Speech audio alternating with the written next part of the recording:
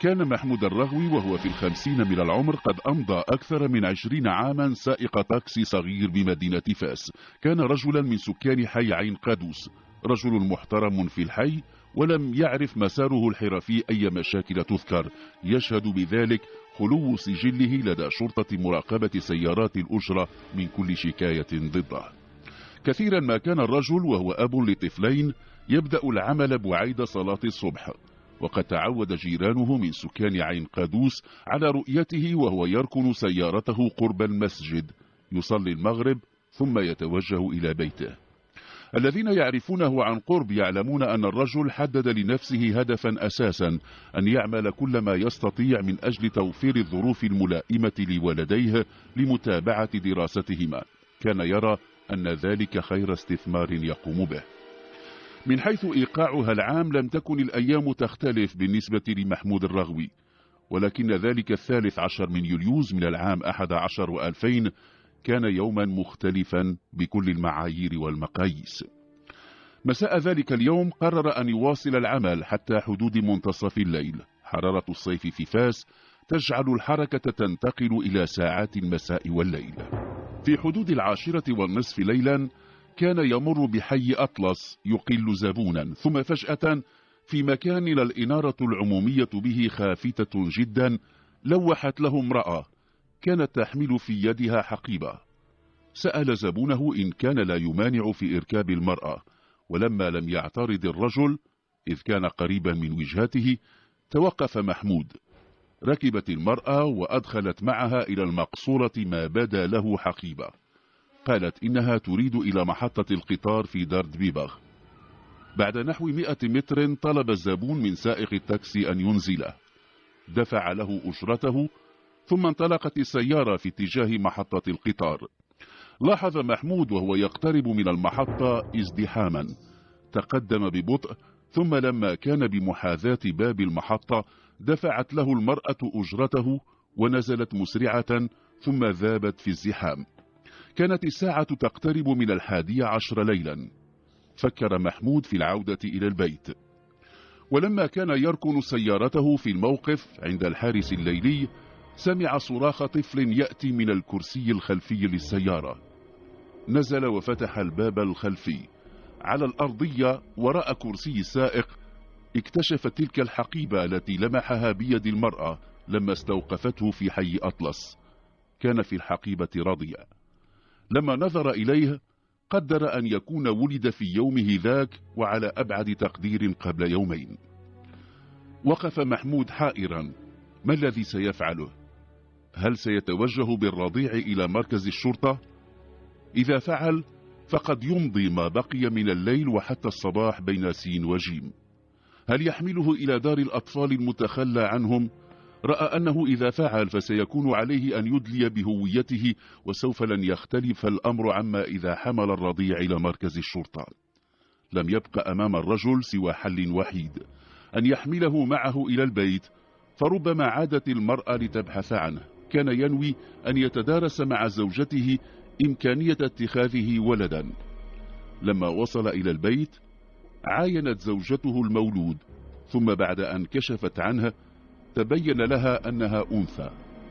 لما قالت لمحمود إنها أنثى لم يخفي الرجل فرحته، اقترح تبنيها وذكر زوجته التي لم ترزق سوى ذكرين بأمنيتها في أن تكون لها بنت. كان يتوقع أن امرأته ستفرح بالعرض، ولكنها اشتعلت غضبا فجأة، راحت تتهمه بما لم يكن يخطر له على بال. قالت وهي تصرخ في وجهه إن الطفلة له وولدت له من عشيقة. كان صراخها ممزوجا بشتائم شتى.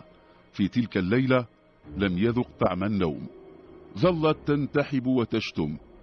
ثم رفع آذان صلاة الصبح في المسجد المجاور. نهض محمود من متكئه، توضأ وخرج إلى المسجد. دعا الله أن يفرج كربته وأن يظهر براءته مما تتهمه به امرأته. كان يدعو الله أن تعود تلك المرأة التي تخلت عن رضيعها ومضت إلى حيث لا يعلم، وأن يجدها في مكتب التاكسيات، أو أن يلين الله قلب زوجته فتقبل بتبني تلك الرضيعة التي لا يجب أن تدفع ثمن جريرة لم تقترفها.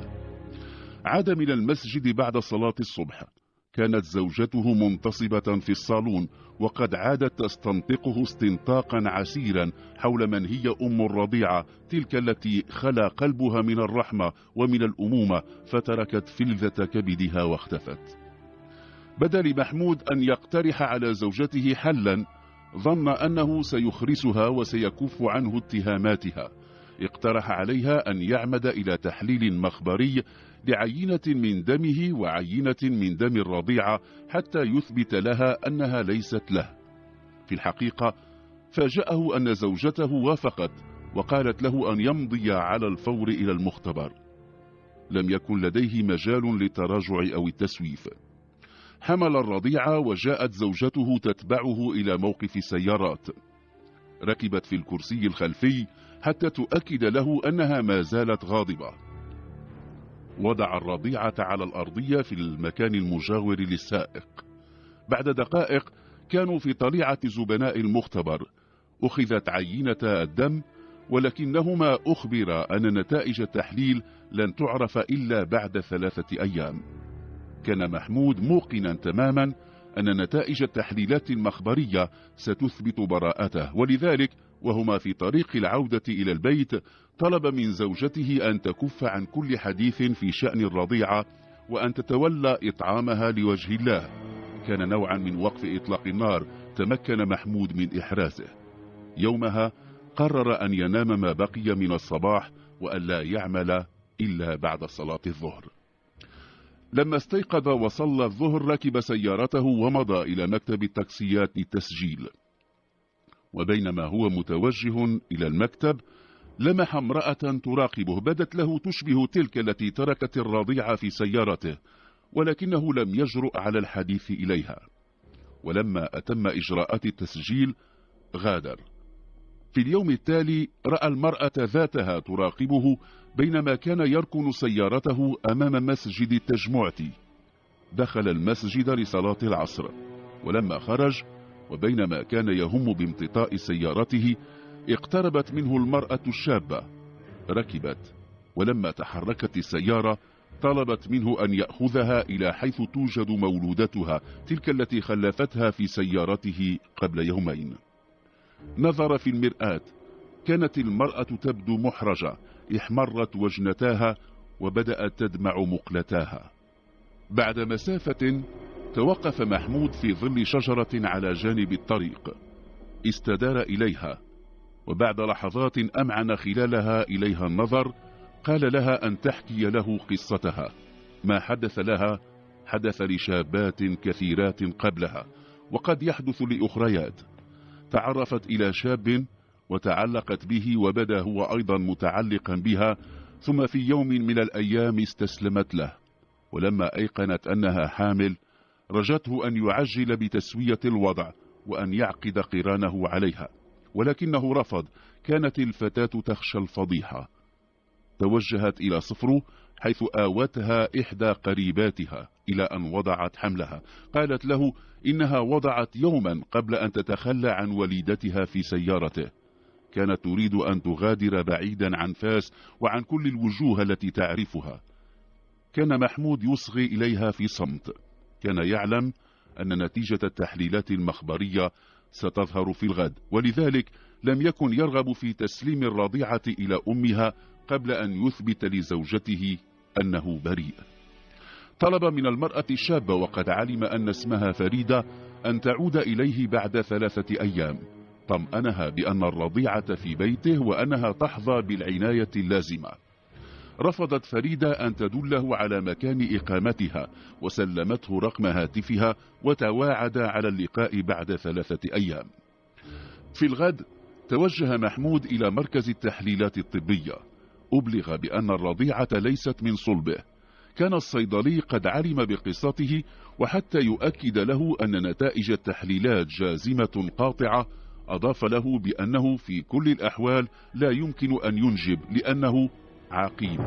لم يستوعب محمود ما قاله الصيدلي. هل يعقل أن يكون عقيما وله ولدان؟ أحس بدوار وصداع شديد، ثم وقع على الأرض مغشيا عليه. لما أفاق أكد له الصيدلي أنه موقن من صحة نتيجة التحليل. اقترح عليه تحليلا مضادا. مساء ذلك اليوم كانت النتيجة تؤكد أنه عقيم. اقتنع محمود بأن وراء الأمر خيانة، وأن زوجته تتخذ خليلا، وأنها حملت منه ونسبت إليه الولدين. في تلك الليلة سيناريوهات كثيرة دارت في ذهنه. فكر أولا في قتلها وقتل الولدين ثم الانتحار، ولكنه تراجع. استقر رأيه في الأخير على أن يختفي فجأة وأن لا يترك دليلا يقود إليه.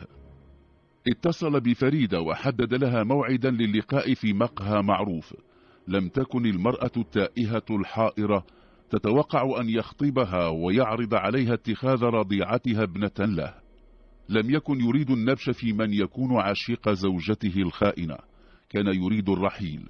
بعد يومين وبينما كانت زوجته في السوق جمع أغراضه ووثائقه وحمل الرضيعة، وترك رسالة للزوجة الخائنة ونسخة من نتائج تحليلات واختفى. توجه إلى منزل أسرة فريدة حيث أتم إجراءات الزواج واتخذ الرضيعة بنتا له. بعد 8 أشهر وكان قد استقر في قرية بالقرب من القصر الصغير، تم استدعاؤه إلى مقر الدرك. كانت زوجته تبحث عنه. رد بأنه يرفض رفضا باتا أن تعلم بمقر سكناه، وبذلك أغلق ملف مذكرة البحث بالإشارة إلى أن المعني بالأمر يرفض كشف عنوانه ومكان وجوده.